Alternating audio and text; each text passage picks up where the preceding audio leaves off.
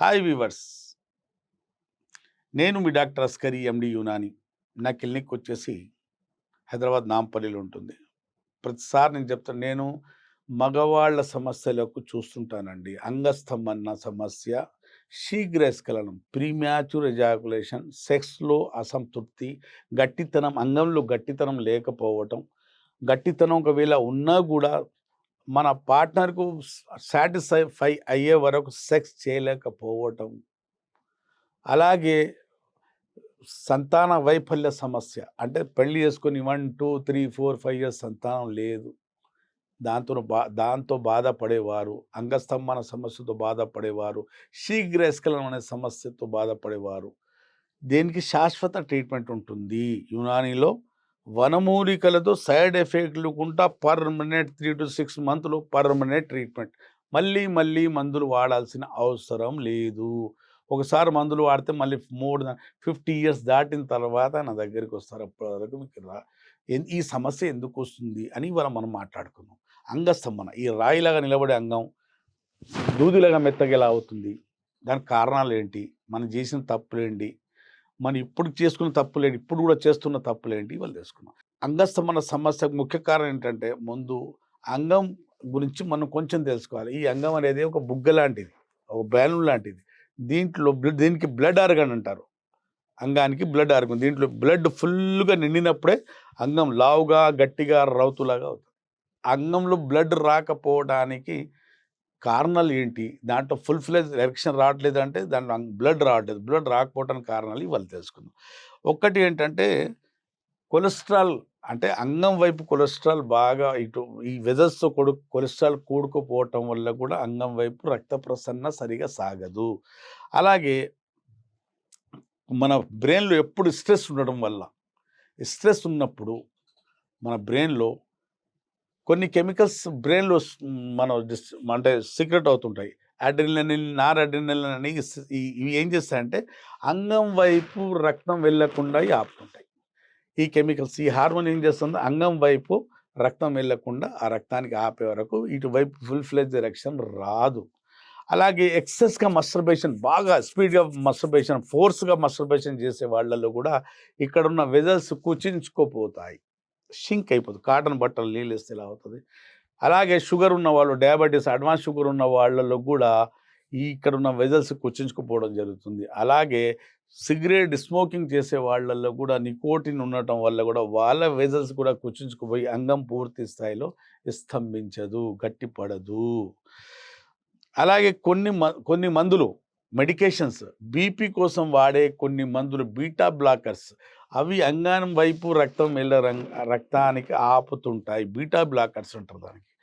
అలాగే hair medicine, ఫినాస్టిరైడ్స్ అనే ఈ మందు కూడా అంగం వైపు రక్తానికి వెళ్ళకుండా హెయిర్ ఫాల్ కోసం వాడే కొన్ని మందులు, బీపీ కోసం వాడే మందులు, కొలెస్ట్రాల్ ఎక్కువైపోయినా, సిగరెట్ ఎక్కువగా తాగిన, అంటే స్మోకింగ్ ఎక్కువ చేసిన, హస్తప్రయోగం కూడా ఎక్కువ చేసిన వీళ్ళలో అంగస్తంభన పూర్తిగా జరగదు. ఎందుకంటే దీంట్లో బ్లడ్ పూర్తి స్థాయిలో రాదు కాబట్టి అంగం పూర్తి గట్టిగా పడదు, రౌతులాగా ఉండదు.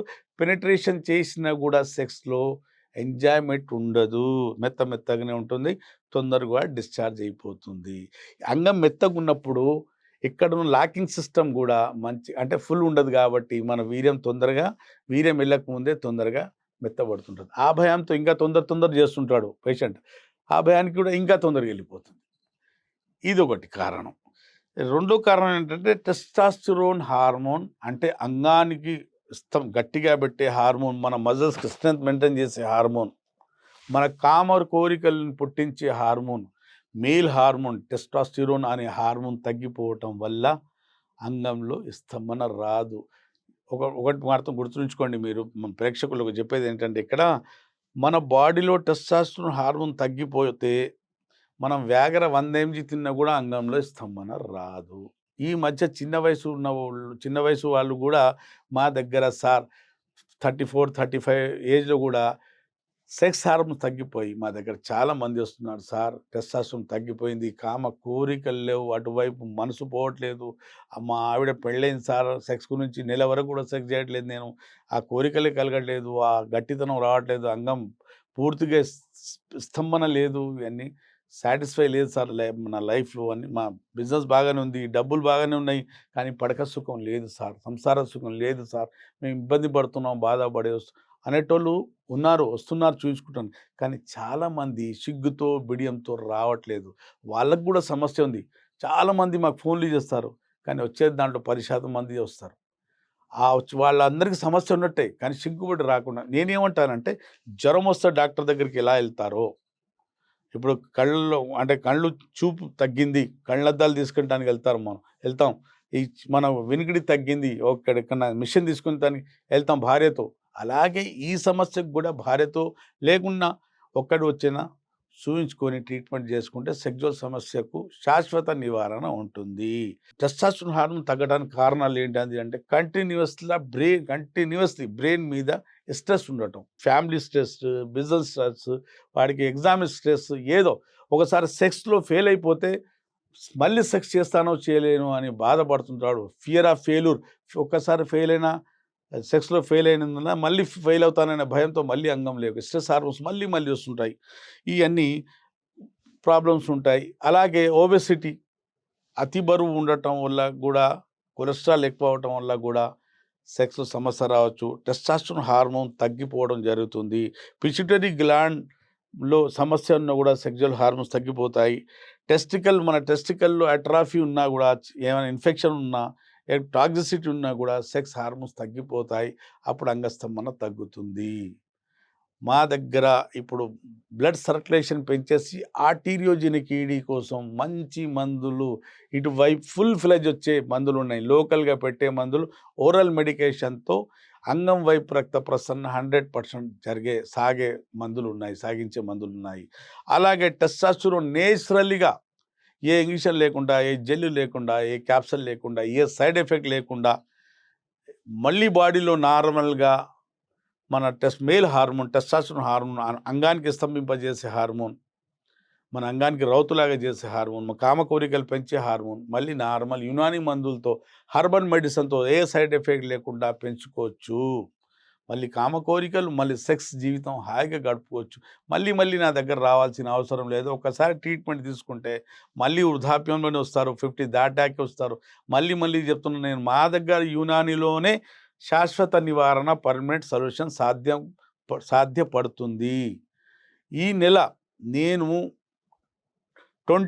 నవంబర్ 20 నుండి 28 వరకు దుబాయ్లో చూస్తున్నాను. నా స్క్రీన్ మీద ఇప్పుడు దుబాయ్ నెంబర్ కూడా ఇస్తాను. దుబాయ్లో ఉన్న వాళ్ళు కూడా నాకు సంప్రదించవచ్చు. 20 నుండి 28 వరకు నేను దుబాయ్లోనే ఉంటున్నాను. పేషెంట్కి చూడటానికి వెళ్తున్నాను. అక్కడ ఎవరైనా లోకల్ అంటే మన తెలుగు రాష్ట్ర వాళ్ళు, అక్కడ ఉన్న వాళ్ళు, చూయించుకోవాలనుకున్న వాళ్ళు నాతో అక్కడ దుబాయ్లో కూడా కలుసుకోవచ్చు.